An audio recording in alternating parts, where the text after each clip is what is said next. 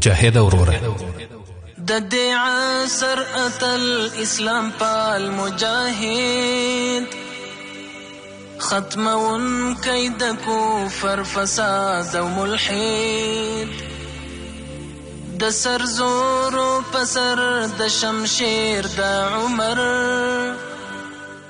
د الله تعالی په لار کې ژوند کوه مجاهد وروره.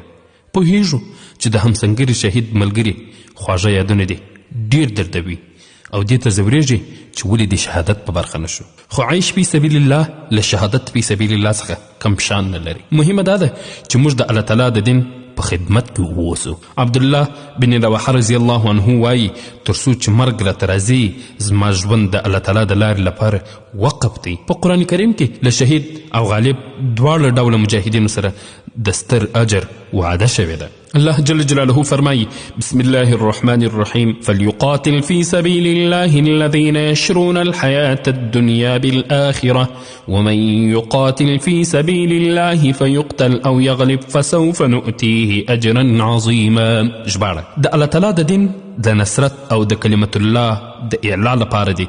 هغه خلق جهاد وکړي چې د دنیا ژوند په آخرت خرڅوي.